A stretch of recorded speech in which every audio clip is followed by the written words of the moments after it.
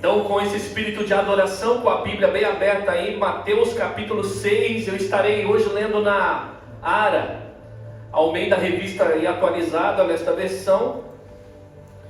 Nós vamos ler aí Mateus 6, do versículo 25 ao versículo 34. E no término nós vamos orar aí, pedir a iluminação do nosso Pai. Estarei lendo na ARA, mas independente da sua versão, acompanhe comigo. Mateus capítulo 6, do versículo 25 ao versículo 34. Diz assim a palavra do Senhor: por isso vos digo, não andeis ansiosos pela vossa vida, quanto à vez de comer ou beber, nem pelo vosso corpo, quanto à vez de vestir. Não é a vida mais do que o alimento, e o corpo mais do que as vestes? Observai as aves do céu, não semeiam, não colhem, nem ajuntam em celeiros, contudo vosso Pai Celeste a sustenta. Porventura não valeis vós muito mais do que as aves? Qual de vós, por ansioso que esteja, pode acrescentar um côvado ao curso da sua vida? E por que andeis ansiosos quanto ao vestuário? Considerai como crescem os lírios do campo. Eles não trabalham nem fiam. Eu, contudo, vos afirmo que nem Salomão em toda a sua glória se vestiu como qualquer deles. Ora, se Deus veste assim a erva do campo, que hoje existe e amanhã é lançada no forno, quanto mais a vós outros, homens de pequena fé. Portanto, não vos inquieteis dizendo, que comeremos, que beberemos, ou com que nos vestiremos? Porque os gentios é que se preocupam com todas essas coisas, pois o vosso Pai Celeste sabe que necessitais de todas elas. Buscai, pois, em primeiro lugar o seu reino e a sua justiça, e todas essas coisas vos serão acrescentadas. Portanto, não vos inquieteis com o dia de amanhã, pois o amanhã trará os seus cuidados. Basta ao seu dia o seu próprio mal. Oremos ao Senhor. Pai bendito, neste momento nós queremos clamar pelo Teu favor, Senhor, a iluminação do Teu Santo Espírito, Senhor, nestas verdades tão profundas. Ó Deus, prepara o nosso coração como uma terra fértil e nos faz ansiar, assim como a terra seca anseia pela água, que nós venhamos ansiar por mais do Senhor nesta manhã. Que todas essas verdades que são expostas aqui, que já lemos nesta manhã, façam parte da nossa vida todos os dias, até o dia que o noivo aparecerá nas alturas e nós encontraremos com Ele nos ares. E se nós partirmos, Senhor, nós ressuscitaremos primeiro e viremos com Ele em glória. Enquanto esse dia não chega, Senhor Deus, vai nos ensinando, Pai. Usa a minha vida com poder e graça, lhe peço, Senhor, em nome de Jesus. Pode dizer amém por isso? Amém. Queridos, no versículo 25 nós já começamos aqui com uma conjunção. Na minha versão vai dizer, por isso vos digo. Então o que ele está trazendo aqui, ele quer contextualizar do que ele estava dizendo antes. Então na semana passada, em trazendo o contexto do que o Senhor estava ensinando, ele já havia dito aos seus discípulos que eles não devem ajuntar tesouros na terra. E ele falou o motivo qual nós não deveríamos juntar tesouros na terra. Por quê? Porque os tesouros daqui são passageiros. Os tesouros daqui são temporais. Os tesouros daqui têm prazo de validade. Os tesouros daqui estão sujeitos a furtos, a roubos. Mas nós devemos colocar o nosso tesouro, ou guardar o nosso tesouro, no lugar correto. Não que nós não deveríamos juntar tesouros, mas que deveríamos juntar no lugar correto. Ele fala, junte lá nos céus, lá a traça não corrói, lá o ladrão não rouba, lá, em outras palavras, são eternos. Aí nós aprendemos na semana passada de que maneira então nós devemos juntar tesouros lá nos céus, onde não é passageiro, vivendo uma vida piedosa na terra, vivendo uma vida de boas obras aqui na terra. Nós estaremos juntando tesouro lá no céu. E ele vai nos exortando ali, então, queridos, que aonde está o nosso tesouro, ali estará o nosso coração. O nosso coração sempre se inclinará para o nosso bem maior. Pastor, por que fulano anda daquele jeito e não anda daquele outro jeito? É porque ali está o tesouro dele. Por que fulano não se envolve com as coisas do Senhor? A pergunta é, se o coração dele estiver nas coisas do Senhor, inevitavelmente ele se envolverá com as coisas do Senhor. E aí o Senhor Jesus então estava expondo o coração daqueles homens. Aonde está o seu tesouro? Aonde está o seu bem maior? O seu coração está aí. Aí ele fala dos olhos. Se seus olhos forem bons, todo o seu corpo será cheio de luz. Mas se ele for trevas, seus olhos forem ruins, seu corpo será cheio de trevas. E se a luz que há em ti são trevas, que grandes trevas são. Ou seja, se você diz que você está correto, colocando os seus tesouros aqui na terra, dizendo agora eu achei o sentido da minha vida, em outras palavras, você está se iludindo. Você está vivendo uma ilusão, porque você está colocando o seu coração nas coisas passageiras. E aí ele vai falar a causa de tudo isso. E ele vai falar de uma impossibilidade para trazer o que nós vamos aprender aqui. A impossibilidade é essa: ninguém pode servir a dois senhores. Porque você vai amar um, vai odiar o outro, ou senão você vai servir a um e desprezar o outro. Ninguém pode servir o Senhor e as riquezas. Queridos, e aquilo ali eles entendiam muito bem. Era um sistema de escravos, onde o escravo não poderia ter dois senhores, somente um senhor. Ele tinha que ser fiel somente a esse senhor. E os discípulos de Jesus foram chamados para ser fiéis somente um Deus, a prestar fidelidade somente a esse Deus. As riquezas nós podemos ter, o problema não é a riqueza, o problema é o nosso, queridos, o nosso coração com essas riquezas. Ter riqueza não é em si, em si própria, assim, não é coisa ruim. O problema é como nós lidamos com essa riqueza. Ter uma boa casa não é um problema, mas como nós vamos tratar essa boa casa? Termos conta bancária lá, fazer uma reserva para o nosso futuro e se precaver não tem problema, mas qual é a nossa definição com essas riquezas que estão sendo guardadas? Então, se ela está sendo ali usada somente para a glória de Deus, amém, você está no caminho correto. Mas se você faz, queridos, desse bem maior a sua riqueza, os seus tesouros estão apenas aqui na terra e você não tem tesouro lá. Então havia grupos seguindo a Cristo, e se acredita que não somente os escravos, haviam também homens de alta sociedade, que eles poderiam olhar para si e pensar assim: bom, eu tenho muitos tesouros, mas não tenho tesouro guardado lá no céu. Mas grande parte desse público que seguia Jesus, como eu tenho dito, eram escravos. E alguns poderiam pensar dentro de si assim o seguinte: Jesus, nós não temos essas riquezas aí. Nós não precisamos juntar tesouros. Se nos der um prato de comida, uma roupa para vestir e uma água para beber, Jesus, nós estamos satisfeitos. Aí Jesus aqui, nisso que ele está dizendo, ele vai dizer: por isso também, por seus tesouros não estarem guardados aqui, não colocarem os seus corações aqui, mas juntarem tesouros lá. Por causa disso que eu quero falar para vocês, vocês também não devem ficar inquietos com a necessidade básica. E qual que é a necessidade básica aqui? Por isso então vos digo, versículo 25, não andeis ansiosos pela vossa vida. E alguns poderiam questionar: Jesus, mas e as nossas necessidades? Nós não queremos muito, Senhor, nós só queremos o básico. E nem o básico, queridos, deve roubar o nosso coração. Nem o básico. Talvez eu esteja diante de uma plateia que não tenha grandes ambições com coisas materiais, que são humildes. Qualquer uma roupinha para me aquecer, me vestir, um sapatinho que dure ali, porque nós caminhamos bastante. Coisas básicas, eu já estou satisfeito. E às vezes, em nome dessas coisas básicas que nós chamamos de necessidade, nós deixamos as coisas de Deus de lado. Aí ele vai dizer aqui: olha, não andem ansiosos pela vossa vida. Uma vez aqui que Jesus vai trazer para nós, queridos, é um imperativo. Quando ele fala para que nós venhamos não andar ansiosos, ele está dizendo aqui de um mandamento. E esse não andeis ansiosos aqui, a ideia é: não pegue a ansiedade como estilo de vida. Tem pessoas que vivem ansiosas.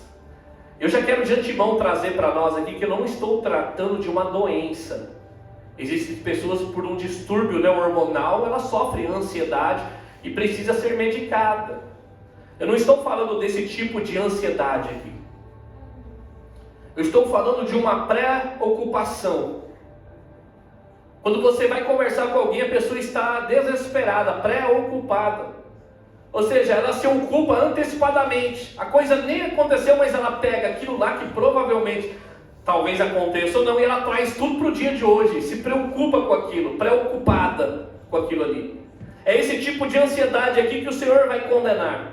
E o Senhor aqui, ele vai destacar algumas razões pelos quais os seus discípulos, ele está falando com discípulos aqui, não devem andar ansiosos.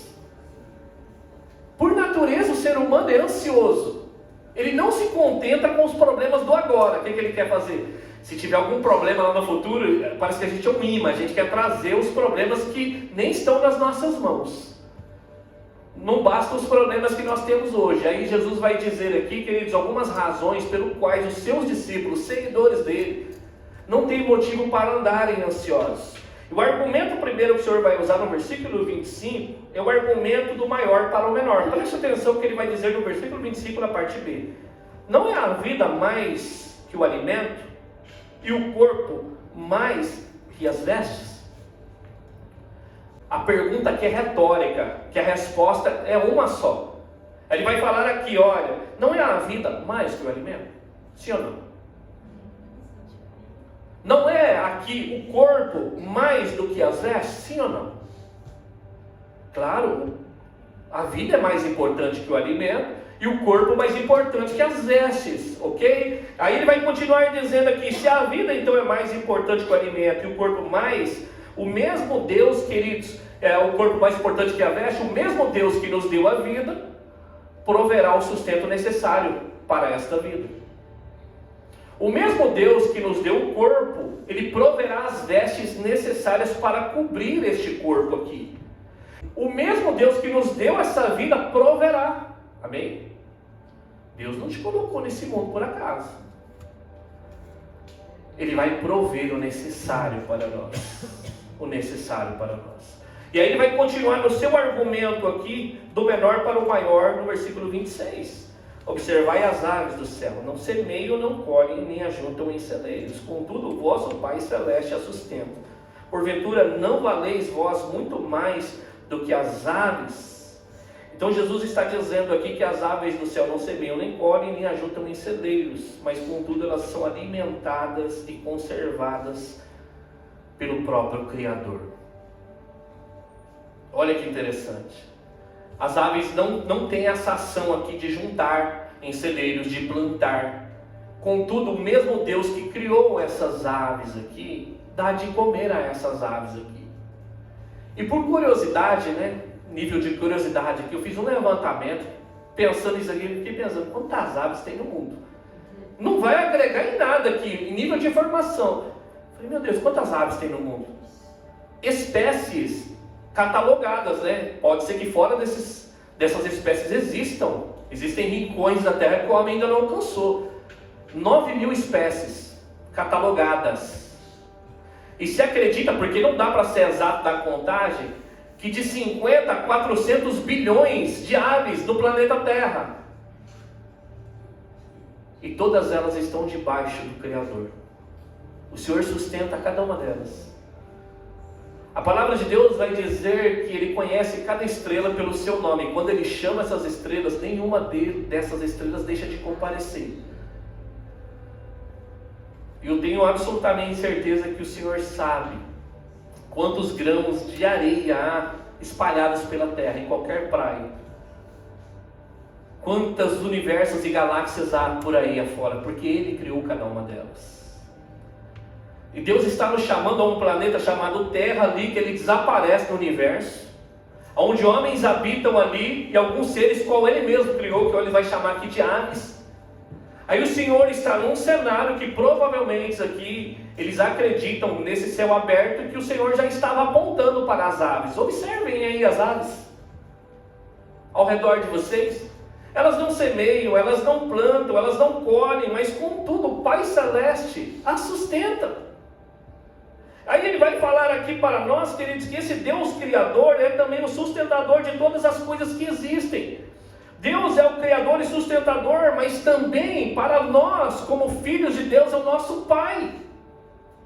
Ele vai usar a expressão aqui, o Pai Celeste a sustenta. E nós temos falado aqui como nós nos tornamos filhos de Deus, através de Cristo Jesus, o nosso Senhor. E nós devemos ser lembrados constantemente, queridos, que Deus nos vê como seu Filho em Cristo Jesus. E quando nós formos tomados dessa convicção, nós deixaremos de temer. Quando nós somos tomados da convicção de que Deus nos vê em Cristo Jesus como filhos, nós vamos deixar a ansiedade de lado. Nós vamos deixar de ficar, queridos, preocupados a respeito das coisas materiais. Se nós formos convencidos de verdade que Deus nos vê como seus filhos. E a partir desse momento que nós formos tomados dessa convicção, queridos, não fará mais sentido andarmos ansiosos. Não fará mais sentido. Eu tenho certeza que esses herdeiros, há muitos herdeiros materiais por aí afora, pessoas abastadas. Tem homens que já têm riquezas para 5, 4 gerações aí, se eles não quiserem mais trabalhar. Eu duvido um desses herdeiros levantar um dia: meu Deus, o que eu vou comer agora? Ai meu Deus, se ele lembrar quem o seu pai é. Eu duvido um filho do Bill Gates levantar preocupado o que ele vai comer, beber ou vestir. Na hora que ele abrir os olhos assim: ai meu Deus, e agora? Por que ele não vai fazer isso? Porque ele conhece o seu pai. Ele sabe que o seu futuro e o seu presente está assegurado. O que ele quer mostrar para nós é a mesma coisa. Nós temos que ser tomados da convicção como filhos de Deus, para que aí sim nós venhamos parar de ansiar. O que é ansiar? Viver preocupados. E viver preocupados também em respeito das coisas materiais, queridos. Ninguém, ao menos que o Espírito Santo esteja habitando nele, conhecerá que Deus é o seu Pai. Quem nos convence que nós somos filhos de Deus é o próprio Espírito em nós. E se nós formos convencidos pelo Espírito Santo, queridos, nós vamos depender dele, nós vamos confiar nele como tal. Como tal. E às vezes na prática, queridos, nós vivemos como se não fôssemos filhos de Deus. É interessante isso, né? Nós falamos que Deus é o nosso Pai, nós oramos, Pai amado, em várias orações nos nossos lares está Ele como nosso Pai. Nós aprendemos a orar com a oração do Pai Nosso. Mas nós vivemos aqui na terra como órfãos. Nós vivemos aqui na terra como se fosse cada um por si. Como se nós não tivéssemos, queridos, aquele que nos sustentasse. O nosso estilo de vida de preocupação e ansiedade demonstra isso. Que na prática nós não somos convencidos que Ele é o nosso Pai Celestial. E o fato, querido, de não fazer sentido de andarmos ansiosos se faz evidente no versículo 27. Olha só o que ele vai dizer. De não fazer sentido de andarmos ansiosos. Qual de vós, por ansioso que esteja, pode acrescentar um côvado ao curso da sua vida? Pergunta retórica. E esse acrescentar um côvado aqui divergem, tá? Porque a Bíblia ela tem um abismo histórico, tá bom? De culturas. Então uns acreditam que acrescentar um côvado é acrescentar a medida da altura, estatura da sua vida. E outros acreditam que acrescentar um côvado é acrescentar um dia, um minuto ou um segundo a mais de longevidade de vida. Seja qual seja essa interpretação, o fato é que a nossa ansiedade, queridos, não consegue fazer as coisas menores, quanto mais as coisas maiores. Por mais ansioso que você esteja, você não consegue aumentar um minuto, um milésimo de segundo da sua vida. Por isso que ele está falando aqui para nós que não faz sentido. Não faz sentido. Só que a gente tem que voltar e dar um passo atrás e entender. Quando ele fala para nós que os pássaros não semeiam, não juntam em celeiros, ele não quer dizer que os pássaros ficam no ninho com o bico aberto esperando a comida cair do céu. Exceto os filhotinhos que ficam ali até aprender a voar. Então seus pais trazem e colocam dentro do seu bico. É bem curioso isso. Os pássaros saem em busca do alimento. Eles guardam esses alimentos. Mas a ideia aqui é que os pássaros, queridos, o que eles fazem? Eles não ficam focados e preocupados se haverá ou deixar de haver alimento no dia de amanhã. Quando você estiver saindo da fábrica, passeando no parque, você não vai ver 2 passarinhos no fio conversando. Você viu, rapaz? A produção caiu, e agora, hein? Excede lá, o cara está falando que E os passarinhos tudo preocupados. Estão adorando a Deus ali, cantando a Deus. E a gente aqui sabe que Ele é o nosso Pai, tão preocupado. Aí o descrente que não conhece a Deus vem com essas notícias para nós. Que o míssil caiu aqui, que o ditador aqui da Coreia do Norte manda os mísseis que passam por cima do Japão. A gente fica tudo preocupado. Que a Toyota quer dar errado e a gente fica desesperado. A gente já fica se preocupando. A gente não consegue cultuar o Senhor de domingo porque a gente já está pensando amanhã se vai dar, o que o chefe vai falar. Você não vai ver dois passarinhos conversando sobre isso, queridos. É claro que nós, como filhos de Deus, nós somos chamados para trabalhar. O trabalho não é por causa da queda. Não é depois da queda que Deus falou para o homem assim, agora você vai trabalhar. Antes você ia ficar só deitado na rede no jardim, agora não. Ele falou sim que do suor nós teríamos que ter o nosso sustento por causa do pecado. Mas trabalhar, queridos, nos assemelha ao próprio Pai que trabalha até hoje. E o seu Filho Jesus também. Trabalhar honra o homem, é digno. O próprio Senhor aqui diz na sua palavra, e Paulo instruindo os Tessalonicenses diz, aquele que não trabalhar, não coma. Porque havia homens lá que o nome da espiritualidade de Jesus está voltando. Então vamos deitar e descansar. Não, Senhor. Aquele que não trabalhar, não coma. Então nós devemos sim trabalhar, queridos, mas nós não devemos ficar preocupados com o dia de amanhã.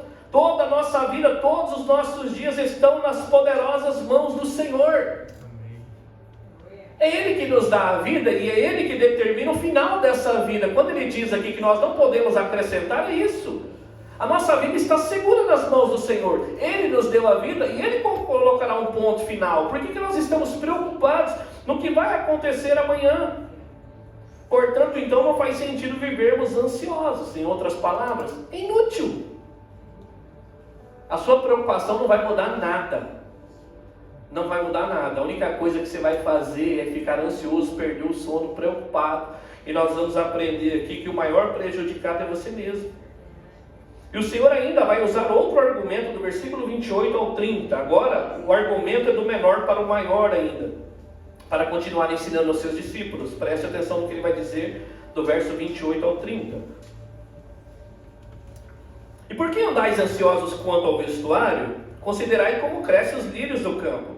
Eles não trabalham nem fiam. Eu, contudo, vos afirmo que nem Salomão, em toda a sua glória, se vestiu como qualquer deles. Ora, se Deus veste assim a erva do campo que hoje existe e amanhã é lançada no forno, quanto mais a vós outros, homens de pequena fé? E por que andais ansiosos aí com a última tendência da moda? Às vezes a nossa ansiedade não é a roupa básica, às vezes a nossa ansiedade é a roupa de marca. Nenhum problema com a roupa de marca, viu, irmãos? Mas às vezes as pessoas estão ansiosas, queridos, ansiando aquilo que ela não pode ter. Viu uma pessoa que tinha capacidade de ter, ela olha para si e fica descontente com o básico que ela tem. Nenhum problema de você ter algo. Aqueles homens estavam ansiando pelo básico. Por que vocês ficam ansiando aí, tendo ansiedade pelo o quanto há de vestir? Aí Jesus pega de novo e fala, olhem os lírios do campo aí. Eu vos afirmo. Peraí, mas Jesus nasceu quando? Então quer dizer que Jesus viu Salomão vestindo? Presta atenção. Eu vos afirmo que nem Salomão. Alguém poderia questionar assim, Jesus, espera aí, onde é que você estava quando Salomão nasceu? Ele estava à destra do Todo-Poderoso Deus. Ele estava ali observando. Ele estava ali quando Deus resolveu dar riqueza, quando Salomão pediu sabedoria. Ele estava lá antes de Abraão ser, ele já é. Aí ele fala para aqueles homens assim, nem Salomão, em toda a sua glória, hein, que já era rico ainda, os reis daquela terra traziam tesouros para conhecer a sabedoria de Salomão. Se veste como um lírio desse campo, e o lírio era flores que brotavam nas campinas daquele tempo, do Jordão, daquelas regiões de Israel, que floria, você olhava assim, era a coisa mais bela. Só que acredita que esses lírios duravam poucos dias. E adivinha o que acontecia depois que passava a sua beleza? Eles secavam e acredita que as donas de casa juntavam aquilo ali e colocavam no forno para ali fomentar o fogo para ela poder cozinhar. Se os lírios do campo se vestem assim, mais belos do que o homem que vocês mais conheceram aqui em sua glória, olha só o que acontece com eles. Eles são jogados para ser queimados no forno. Aí ele faz uma observação para nós aqui. Ora, se Deus, presta atenção, versículo 30, se Deus veste assim a erva do campo, que hoje existe, amanhã lançada no forno, quanto mais a vós outros, homens de pequena fé. Então Jesus vai mostrar para nós aqui, queridos, que ele vai condenar não somente a ansiedade por ser inútil, mas também vai apresentar para nós a causa da nossa ansiedade. Por que é inútil? Porque você não pode mudar o amanhã, ok? Ele está mostrando isso de maneira clara para nós. O mesmo Deus que sustenta os pássaros e veste os lírios, ele também dará a vocês. Só que ele vai falar para nós a causa, o problema da nossa ansiedade, que está no final do versículo 30. Homens de pequena fé. Sabe qual que é a causa das nossas preocupações? Não está falando aqui falta de fé. Está falando de uma fé fraca. Todos os filhos de Deus terão fé. Fé é um dom que Deus dá para nós. Agora, exercitar essa fé cabe a cada um de nós. A pergunta é, como está a nossa fé nesta manhã? Ele está dizendo aqui, homens de pequena fé. O que ele está falando aqui? Homens de pequena confiança. Faça o teste com o seu filho, e nós sabemos disso, coloca o filho num pilar, numa altura, e quando eles eram pequeninos, era mais assim, né? Você fica a uma certa distância e fala para ele se jogar no seu braço. No começo ele fica assim, duvidoso. Aí ele paga para ver, joga. Aí você pega ele. Depois que você pegou ele uma vez, ele experimentou aquilo, você pode colocar ele em qualquer altura. Se você estiver falando para ele assim, vem, você se joga. Isso chama confiança. Agora, quando você começa a conhecer alguém em pouco tempo, você não confia. Desculpa, quem aqui confia todas as suas fichas de alguém que você acabou de conhecer aqui na esquina? Às vezes leva anos para você confiar em alguém. Você vai confiando, né, em conta-gotas, né? Você vai contando uma gota, aí você vai contando as coisas maiores, e aí você vai indo. Por quê? Porque você confia. Então você não tem medo, você confia naquela pessoa. A nossa falta de confiança, queridos, em Deus, é porque nós conhecemos pouco a Deus. Essa é a verdade. Do que eu estou falando de conhecer pouco? Estou falando de intimidade. Não estou falando dos Deus das Escrituras que eu li. O Todo-Poderoso Deus. De experimentar essa confiança. Deus já te traiu, sim ou não? Deus já te decepcionou, sim ou não? Mas nós não confiamos nele. Quando nós vivemos ansioso, queridos, sabe o que nós estamos fazendo? Não com as palavras, nós estamos fazendo assim com o estilo de vida. Eu sei que Deus é grande, mas vai aqui, né? Eu sei que Deus é meu Pai, mas vai saber, né? Eu sei que Ele é poderoso, é onisciente, mas vai que não viu, né? No estilo de vida é assim. Homens de pequena fé é homens de pequena confiança. E foi justamente isso que Jesus repreendeu seus discípulos no barco. Ele deu uma ordem aos seus discípulos: passemos para o outro lado. E o que Jesus fez depois que eles começaram a navegar? Jesus não ficou no bico do barco assim, não, ele dormiu. Passemos para o outro lado. E aí os homens esqueceram daquela promessa. E os mares começam a levantar, o vento começa a bater, e Jesus está dormindo. E aí aqueles homens começam a ficar desesperados, né? Eu fico imaginando eles ali, obviamente para ilustrar com um baldinho. E eles começam a gritar: Jesus, não importa que morramos. Jesus nos repreende dessa maneira aqui, homens de pequena fé. Então o problema, queridos, não é o Deus que é grande, o problema somos nós que somos pequenos e incrédulos. Então presta atenção aqui, queridos. O problema é uma fé pequena em um Deus grande. Deus, ele continua sendo grande, poderoso, onisciente, onipresente, onipotente. O problema somos nós que confiamos pouco em Deus. E nós chamamos isso aqui de incredulidade. A ansiedade é o sintoma de não se colocar em primeiro lugar a primeira coisa. A ansiedade é o sintoma de você não colocar, em outras palavras, Deus em primeiro lugar. Em conhecê-lo.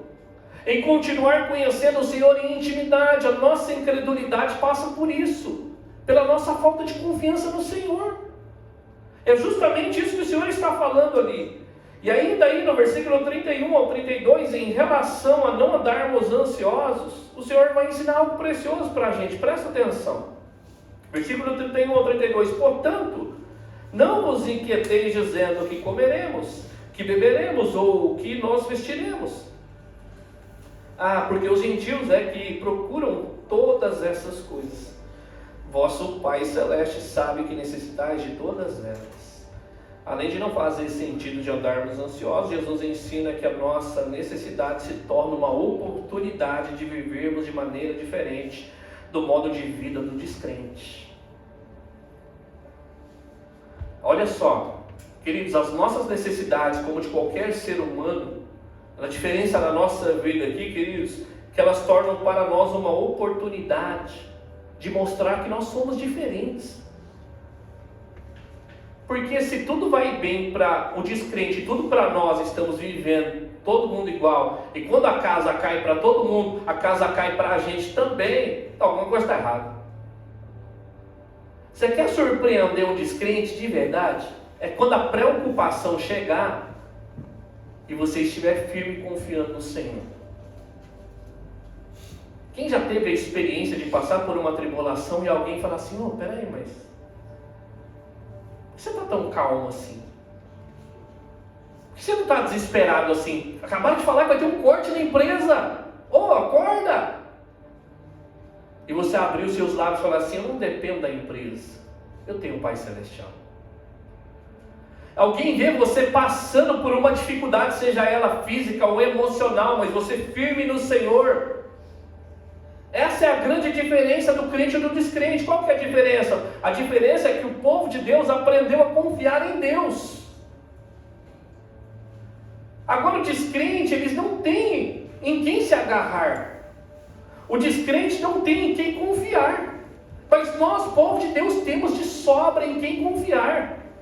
Nós poderíamos dar uma aula de PhD para eles, dizendo assim, eu tenho em quem confiar. Você quer conhecer? Eu vou apresentar a você, o nome dele é Jesus. Tem um problema e tem um monte, hein? Deixa eu falar para você, parece que eu não tenho, né? Eu tenho problema, mas também tenho confiança. Em outras palavras, eu tenho fé.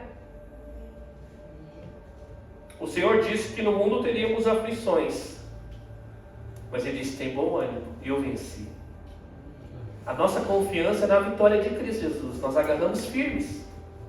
Então presta atenção, queridos. São gentios que procuram essas coisas. O que não vai comer, beber, vestir? Necessidade básica. Mas o nosso Pai Celeste sabe que nós necessitamos dela. Ponto. Ele é nosso Pai. Ele proverá. Então presta atenção. Os gentios, o que eles estão buscando? Eu tenho falado isso aqui em uma das pregações.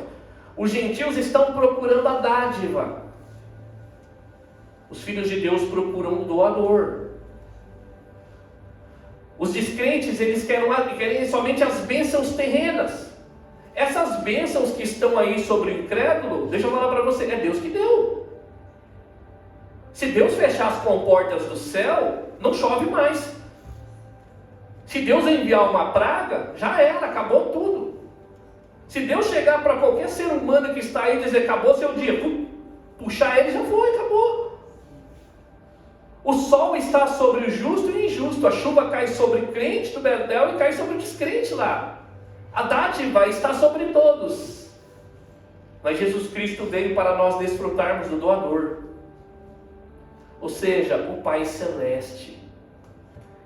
Nós não podemos ser da parábola o filho mais velho. Lembra do filho pródigo? A gente às vezes foca nele, que é muito belo, ele voltou. Mas a parábola foi contada para que os homens olhassem para quem? Para o filho mais velho, o irmão mais velho daquela parábola. Homens que estavam ali, mas não dependiam e não desfrutavam de Deus, eles desfrutavam das dádivas de Deus. Aí eles ficam indignados ali, os fariseus, os mestres da lei, por quê? Porque os gentios estavam ouvindo a mensagem do Evangelho, se convertendo, se arrependendo e indo a Cristo. Aí Jesus então contou essa parábola dizendo sobre o filho pródigo. Sim, eles são esses daí que foram descendo, gastaram tudo que tinham ao ponto de trabalhar com porcos, esse animal mais puro que tinha, impuro que tinha. Mas o que eles fizeram? Eles caíram em si, se arrependeram, voltaram. E voltaram não para querer, queridos, as bênçãos. Porque ele diz, no seu pensamento, montou um discurso ali na parábola, o filho pródigo. Eu sou mesmo essa pessoa, me trate como um dos seus empregados. Eu vou chegar para o meu pai, Senhor, pequei contra o céu, pequei contra ti, não sou digno de ser chamado seu filho, trata-me como um dos seus empregados. O que ele estava dizendo ali? Eu não quero dádiva. Eu quero doador. Lá na casa do meu pai não estava interessado assim, vou voltar, né? Estou com fome, então eu quero a dádiva. Não. E aquele que estava lá dentro, o filho mais velho, que eram os fariseus, poderiam desfrutar da bênção, que era o próprio Pai Celestial. O que eles faziam? Eles estavam trabalhando como empregados na casa. Ao ponto daquele filho mais velho dizer assim, pai, o senhor não matou nenhum cabrito para mim? Agora vem esse teu filho aí, você faz uma festa para ele? E aí como termina a parábola? Com aquele que se arrependeu, não querendo a dádiva, mas querendo o doador dentro da festa. E aquele que estava dentro da casa, trabalhando como empregado. E o pai falando para ele, você não vai entrar não? Aqui também haviam homens dessa maneira. Haviam muitos gentios ali, e comparar um israelita, né, um judeu naquele tempo com um gentio era uma ofensa para eles. Porque o gentio é aquele que confiava em qualquer coisa, em qualquer deus pagão. Ele vai dizer assim, são essas pessoas que não têm a Deus como pai, que se preocupam com essas coisas. Mas vocês não. Vocês não podem estar atrás da dádiva. Vocês têm que buscar o doador. É o que o cristão deve fazer, o que diz o salmista ali no Salmo 42, versículo 1, ele vai dizer assim, presta atenção. Como suspira a corça pela corrente das águas, assim por ti, ó Deus, suspira a minha alma. Os filhos de Deus estão atrás do Pai. Eles não estão atrás das bênçãos. As bênçãos são consequências naturais. Ele quer ressignificar o sentido de filho com o seu pai. É inadmissível nós pais que estamos presentes aqui, se o relacionamento dos nossos filhos é por quê? Porque nós damos PlayStation 5, geladeira cheia e não negamos nenhum bem material para eles. Deixa eu falar, qual é a satisfação do nosso coração? Vale mais os nossos filhos olharem para nós e dizerem assim, pai, eu amo por aquilo que o Senhor é. Tem dinheiro para dar? Seria maravilhoso, mas se não tiver, está tudo certo, papai. Porque o meu relacionamento é com o Senhor, não daquilo que o Senhor pode me dar. O nosso relacionamento tem que ser por aquilo que Deus é e não por aquilo que Ele pode nos dar. Porque nós que estamos no Japão, queridos, nós somos privilegiados, foi ministrado isso aqui. Nós temos bênçãos infinitas comparado a irmãos nossos, imagem e semelhança de Deus que não tem o que comer ao redor do mundo. Mas deixa eu falar para vocês, se é só isso que nós temos, queridos, esse é o nosso tesouro. Os nossos tesouros apodrecerão. E ainda no versículo 33, como se não bastasse, a maravilha está aqui, não só nos exorta, mas o versículo 33, ele vai falar aqui de uma ordem e de uma promessa, presta atenção. Buscai, pois, em primeiro lugar o seu reino e a sua justiça, e todas estas coisas vos serão acrescentadas. Glória a Deus. Então ele vai falar primeiro de um mandamento, de uma ordem. Isso aqui é uma ordem. Se você é um filho de Deus, isso aqui é uma ordem para você. Não é uma opção, não. Não é se der, coloca, não. É uma ordem e uma promessa. Então a ordem aqui para nós é buscar em primeiro lugar o seu reino e a sua justiça. Então buscar em primeiro lugar o seu reino é desejar acima de tudo a propagação do reino de Deus na nossa vida, no ambiente onde nós estamos inseridos e na nossa igreja. Isso é buscar o reino, é buscar o governo de Deus na nossa própria vida. Deus governa. Nada é meu, tudo é teu. Deus governa nessa cidade, vai entrando. Se o evangelho entrar no coração desse povo, Deus não tem mais o que eles fazerem, eles vão se render a ti. Deus, a minha igreja também, sabe Deus? A minha igreja lá local, governa eles. Buscar é isso, e essa busca aqui, o verbo é contínuo. Não é assim, busquei, agora não busco mais. Busquei ontem, hoje é dia de buscar também. E se amanhã acontecer, também deveremos buscar o reino de Deus e a sua justiça, acima de todas as coisas. Isso aqui é um imperativo para os discípulos, queridos. Isso aqui, tudo que nós fomos fazendo, ele tem que estar no topo da lista. No primeiro lugar, assim, buscar o reino de Deus e a sua justiça. Agora o que vem? Aí eu vou ver o que eu vou fazer. A gente não pode deixar de lado o reino de Deus e a justiça, colocar todo o nosso plano. Se caber, a gente espreme o reino de Deus e a justiça nos nossos planos. Não entrou, pastor. Não deu, assim, tinha tanta coisa para fazer. Eu tentei empurrar o reino de Deus e a sua justiça ali no baú dos meus sonhos, dos meus projetos, mas não cabeu. Não, primeiro está o reino, verifica o baú lá, o reino de Deus e a justiça, aí você vai colocando o resto. Ele precisa estar em primeiro lugar. Essa busca aqui é a ordem para nós. Vocês querem me seguir? O meu reino precisa estar em primeiro lugar. Senão não faz sentido você fazer parte do reino de Deus. E outra coisa, só colocarão em primeiro lugar o reino de Deus e a justiça os súditos do seu reino. Você não se submeterá àquele que não é o seu rei. Você vai dizendo assim, não, ele não é o meu rei, não vou fazer. Você não vai fazer mesmo, mas se Deus é o seu rei, você terá a alegria e o privilégio de se colocar debaixo do seu reinado. E ansiar por esse reino e essa justiça. E a justiça nós já temos pregado e falamos aqui no Sermão da Montanha. O que é justiça? Estar de acordo com a vontade de Deus, com os preceitos de Deus. O que Deus está querendo de mim? Ele quer isso, é isso que eu quero em primeiro lugar. Então esse deve ser o nosso anseio, essa é a ordem para nós, filhos de Deus. E a notícia para nós aqui é, se nós não colocarmos o reino de Deus e sua justiça, nós devemos questionar se de fato nós somos participantes do reino de Deus. Se Deus não tem espaço no nosso dia, não tem espaço nos nossos projetos, lamento dizer para você que você precisa rever de fato se Ele é o rei da sua vida, ainda que você fale.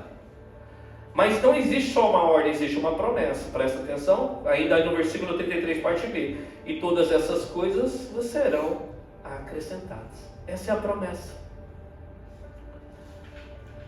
O que nós vamos fazer? Colocar as coisas primeiras em primeiro lugar. Em vez de ficar ansioso aí, busque as coisas de Deus. E sabe essas coisas que estão roubando a sua paz? Porque roubam a nossa paz. Quer comer, beber e vestir? Tem pessoas que pegam esse versículo aqui dizendo todas essas coisas, ele acha que é o carro do ano. Nenhum problema com o carro do ano. Ele acha que é a mansão da cidade. Nenhum problema com a mansão da cidade. O que ele está dizendo aqui, que todas essas coisas é comer, beber e vestir. Se você procurar o meu reino, eu prometo para você que não faltará isso aí. Como diz Augusto Nicodemos, o pudim eu não sei, mas o necessário vai chegar. O necessário chegará sobre a nossa vida. A promessa de Deus, irmãos, e certeza são as mesmas coisas. Promessa de Deus, queridos, e certeza é a mesma coisa. Promessa de Deus e realidade são as mesmas coisas. São sinônimos. Se Deus prometeu, Ele cumprirá. Ele zela pela sua palavra. E o fato de nós conhecermos Ele, deveríamos ser assim. Não preocupado com o que vestiremos, com o que a empresa vai falar, com o que a bolsa de valor vai falar. Nós vamos cumprir sim a nossa responsabilidade. Mas nós não vivemos em função disso. Nós vivemos em função do reino e a sua justiça. E essas demais coisas como promessa nos serão acrescentadas. Amém? E o versículo 34 ele vai concluir dizendo, versículo 34, portanto, não vos inquieteis com o dia de amanhã, pois o amanhã trará os seus cuidados. Basta o seu dia, o seu próprio mal. Se o Senhor permitir o amanhã nas nossas vidas, queridos, presta atenção, se Ele permitir o amanhã nas nossas vidas, Ele também nos dará a graça para caminhar no dia de amanhã. Então é isso que Deus tem para nos dizer agora. Se você está em pé agora, a graça de Deus está provendo você agora. Se Ele te der o amanhã, você pode ter certeza, Ele te dará a graça para o amanhã. Se você está preocupado com algo na semana que vem, se Deus deixar você chegar na semana que vem, Ele te dará a graça para passar essa semana que vem. A ansiedade, queridos, ela rouba, sabe o que de nós? Ela rouba a nossa alegria de desfrutar do reino hoje. A ansiedade, a preocupação desvia o nosso foco de desfrutar da graça, da misericórdia, das bênçãos de Deus agora. Eu estava conversando com um pastor esses dias, sabe o que acontece? Nós tentamos Deus.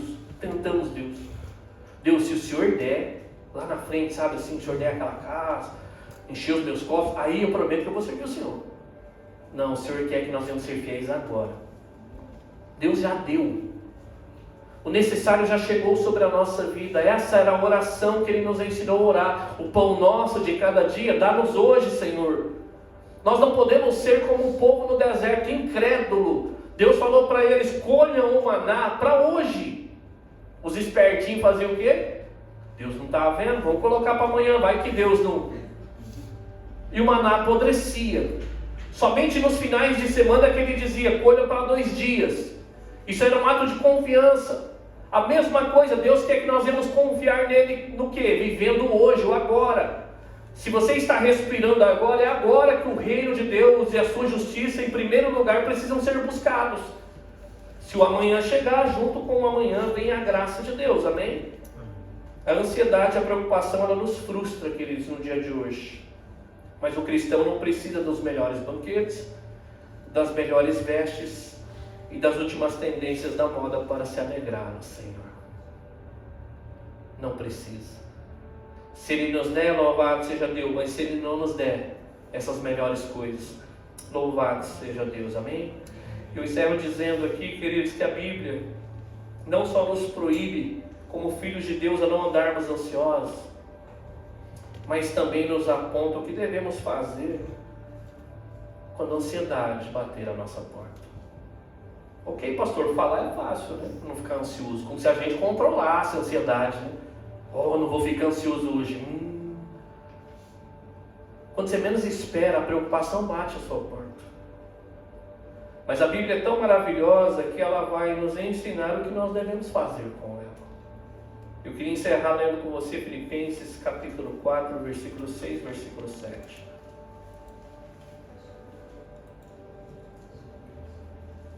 Filipenses capítulo 4, versículo 6 e versículo 7.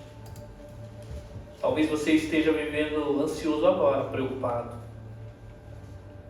Mas até isso Deus nos provê, olha que maravilhoso. Filipenses 4, versículo 6 e versículo 7 diz assim: não andeis ansiosos de coisa alguma.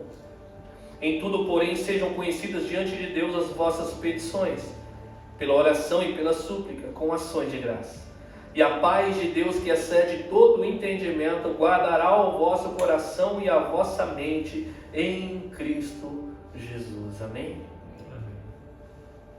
Não tem como você controlar. Não ficarei preocupado.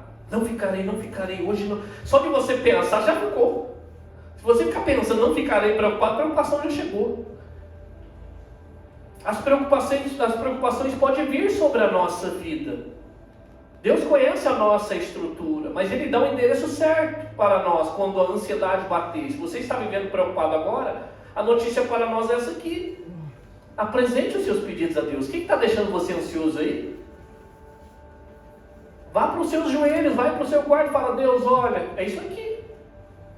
Mas Ele fala para que nós devemos fazer isso de que maneira? Com ações de graça. O que é ações de graça? Com gratidão no coração. Ele está tirando os nossos olhos do porvir, que nem está no nosso controle, o amanhã não está no nosso controle. Ele está tirando os nossos olhos de lá e levando os nossos olhos para o passado. Quantas bênçãos nós não temos recebido do Senhor? Agradeça por essa bênção. Aí vai falar aqui que nós devemos, queridos, ser agradecidos por essas bênçãos imerecidas que nós recebemos da parte de Deus. Muitas bênçãos imerecidas, né? Quem não gosta, aí tem uma canção que esses dias aí as pessoas já não queriam mais ouvir, que Deus, eu tenho tantas bênçãos que não posso contar. E a gente começa até a ser sarcástico com a música, porque de verdade nós esquecemos as bênçãos que nós não podemos contar. E uma bênção que nós encerramos aqui que diz lá em Romanos 8:32, aquele que não poupou o seu próprio filho, antes os entregou, não dará juntamente com ele todas estas coisas? Se ele entregou o próprio filho por amor de nós, queridos, será que ele não nos dará aquilo que nós necessitamos para permanecer de pé? Então nós somos chamados, exortados nessa manhã, queridos, a fortalecer a nossa fé. A nossa ansiedade, queridos, é por causa da nossa pequena confiança no eterno Deus. E Deus nessa pregação, nesta manhã, está chamando: confie em mim. Confie em mim. Olha aí para essas coisas menores que eu sustento. Não terá você muito mais valor do que essas pequenas coisas? Homens de pequena fé. Dê um nome aí a essa ansiedade e essas preocupações que roubam o seu coração, e coloque diante do Senhor. Deus, eu estou tão preocupado com amanhã. Coloco diante do Senhor, eu não esqueço daquilo que já recebi da parte do Senhor. Fortalece a minha fé dia após dia. Vamos fazer isso junto? Feche seus olhos, incline a sua cabeça, oremos ao Senhor.